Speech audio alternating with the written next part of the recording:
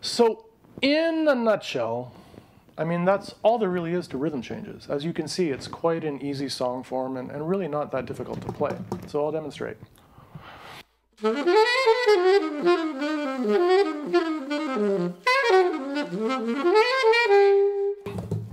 You got it, it's clear, right?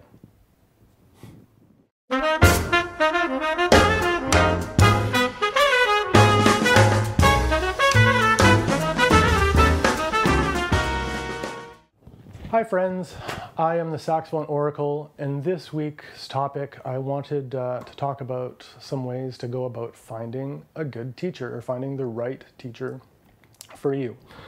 So I made a list of 10 things. It could be a much longer list obviously, but I narrowed it down to 10 for this video. The first 5 are going to be some do's and don'ts, and then the second 5 are going to be some questions you want to ask yourself or this person you're seeking out as an instructor. Okay. So let's start. Number one, do not go by price. Don't go shopping for a music teacher trying to find the best deal or the cheapest option available. Okay, a good teacher is a professional like any other. Many of us have graduate degrees, things like that.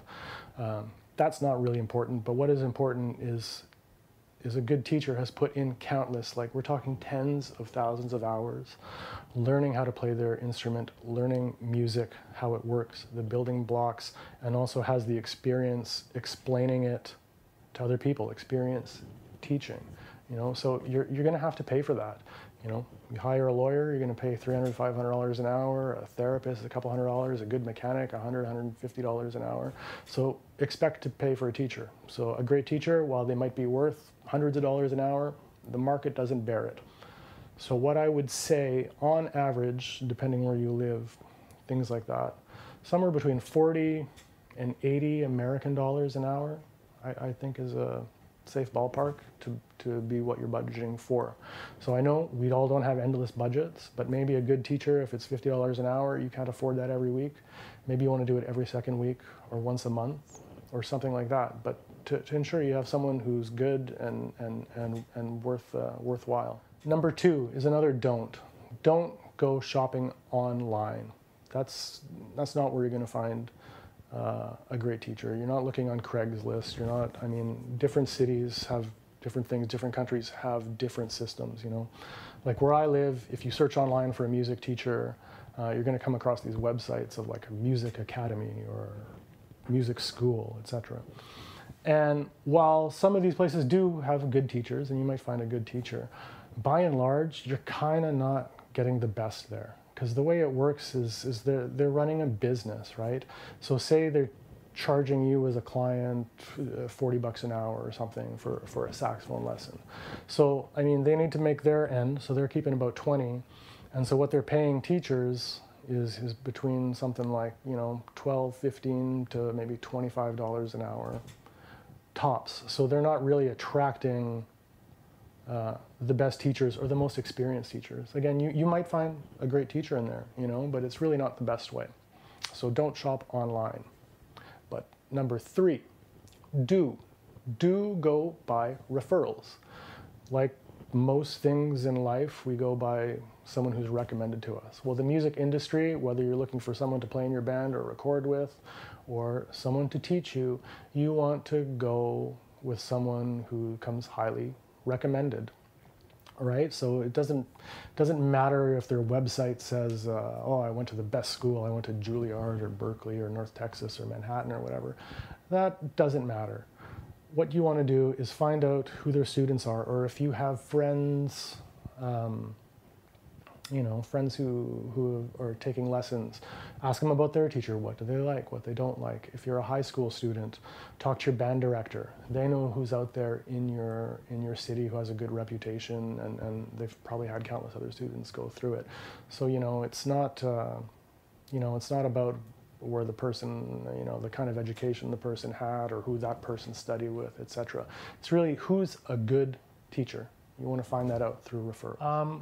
Number 4, this probably goes without saying, but make sure your teacher is an accomplished teacher, but an accomplished player. Like, make sure they know how to play their instruments. If you go through like Craigslist, things like that, you're going to find all kinds of people who have no business teaching music, but they, they offer lessons, etc. Make sure they sound good, they know how to play good, they play at a high level, right? It's super important.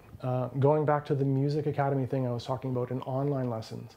When I was younger, I taught for one of these places for a while, and when I signed up, I was like, look, if you're looking for a saxophone teacher, I'm interested. And they immediately were like, well, what else can you do? Can you teach flute? Can you teach clarinet? Can you teach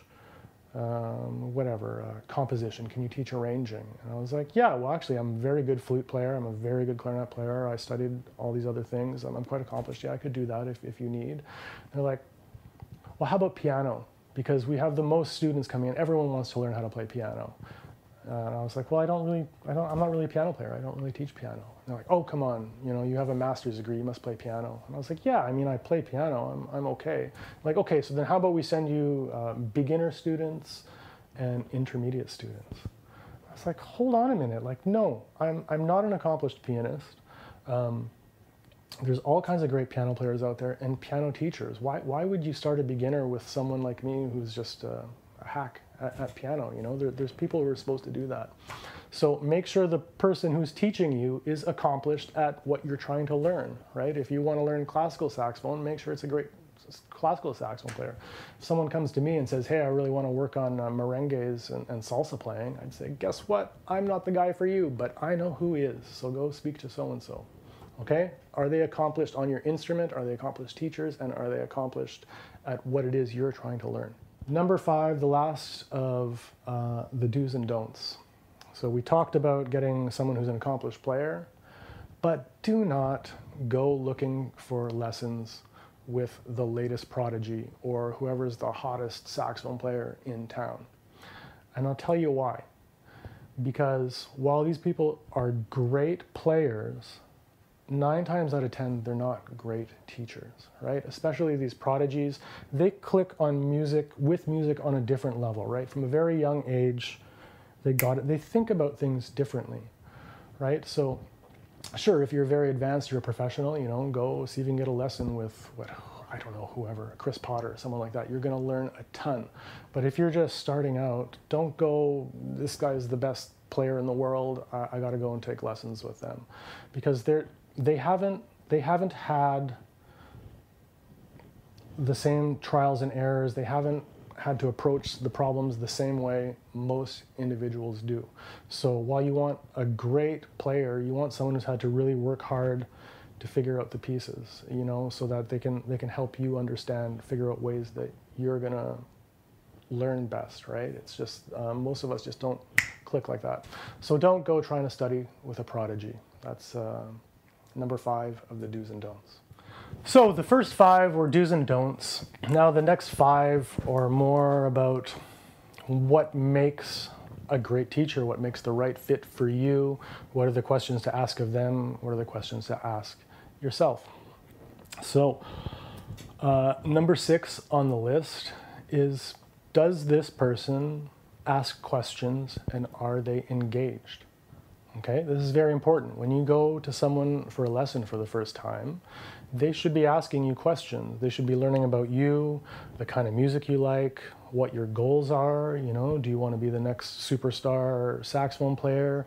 Do you just want to do this for a hobby in your spare time? Do you want to maybe get good enough to play in a community band? Do you want to, who knows what it is, but they should be curious about you, want to know what your goals are, and engaged enough to help direct you towards those things. Number 7, are they organized? Is this person organized? This is really important. And unfortunately, a lot of us artistic types, we're not super organized. We don't have our stuff together. But is this person going to see you regularly on a regular schedule? Can you rely on them? When you go to lessons, do they have a plan for you? I mean, they don't have to present you with a whole syllabus like a university course or something, but do they have a direction for you? They've already understood what your goals are. Are they working towards it? Are they taking notes? Do they ask you to bring a a notepad with you to your lessons? Are they marking down the date, what you have to take home with you? It's not just for you, like, okay, here's your homework, but it's for them, because they may have many things, or, you know, they just don't spend all week thinking about the lesson with you. So do they have it noted down so that when you come in the next time, okay, did you do this, did you do this? Okay, check, we've accomplished that. Here's the next thing. So is this person organized? It's really important. Number 8, is your teacher assigning you things that are appropriate to your level and appropriate to your goals and your development? This is really big. Like, I'll give you, for an example, look, I've been blessed to have mostly exceptionally good teachers throughout my life, but I have had a few mediocre ones and a few that were terrible. But for in one example, I had this teacher, and they had a lot of students, and we would go to lessons, and we would all be working on as the studio of students, we'd all be working on the same things. And what was being assigned to us were what our teacher was working on. So while this was great information, really useful stuff, at that time, it was completely over my head and not what I needed, right? There were significant gaps in my playing. There were things I needed to work on, you know, fundamental things, other challenges. So of course, you know, years later, as I became a better player, I'd go back to my notes from my lessons with that teacher, and then I'd clue in, oh, I see what they're talking about, and then I could apply it later. But at the time, while I was studying with that teacher, it wasn't the information that was relevant to me, what I needed for my development at that moment in time, right? For this teacher, it was a way for them, you know, they needed, I guess, you know, to make a living, they taught, and they found a way that they could continue working on their own concepts while teaching me. So great, but in terms of, was that the best teacher for me? No. So make sure they're assigning you appropriate things for your level, for your goal, and things, you know, tougher things that are going to help you get to the next level, right? But not things that are out of your grasp or completely unimportant. Number 9, do they explain things clearly in a way that you understand, right? Music is very difficult, and it's also very abstract, and there's not one correct way to think about any given thing, right? And we all have different styles of learning and interpreting and internalizing the information. So does your teacher, are they making an effort to explain it in a way that you'll understand it? Are they making sure that it's clicking with you, right? One example would be, you know, pentatonic scales. You have the major pentatonic scale, you have the minor pentatonic scale. They're the exact same set of notes. So C major pentatonic are the same notes as A minor pentatonic, right? For some people, whatever it is, they have an easier time grasping it as a minor scale. Some people understand it better as a major scale.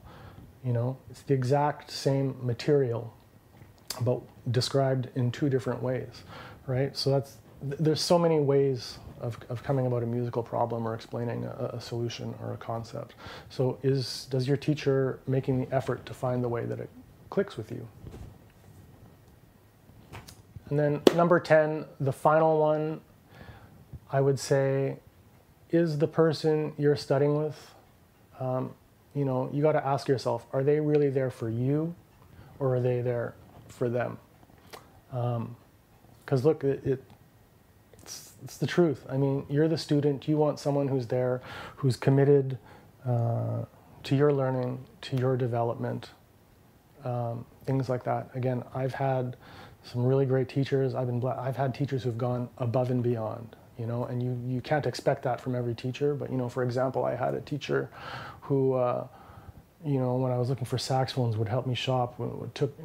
They took a Saturday off one day, took a Saturday afternoon off to listen, do like a blindfold test as I tried different horns that I was thinking about buying, you know, to give their opinion.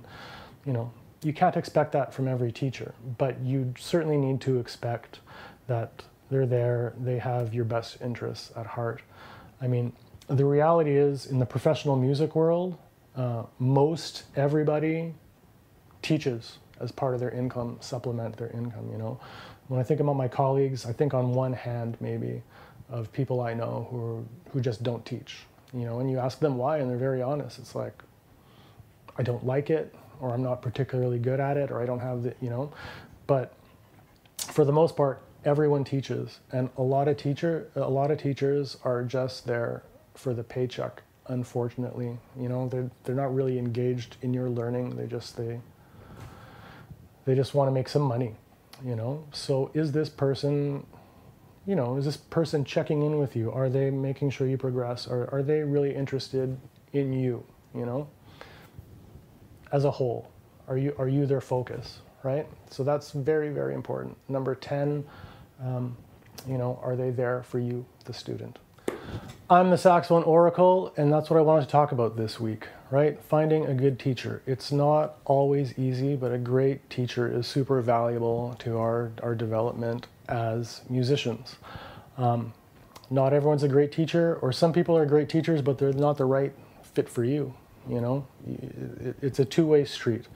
So those are some things to do, some things not to do, and some questions to ask yourself and to ask of the people that are going to be helping you on your musical journey. All right, so as always, please remember to like, share, and subscribe. If you have questions, drop them in the comments below or reach out to me by email. I'd love to address them in further videos. That's it. Happy practicing and happy hunting for your one-on-one lessons. Bye for now.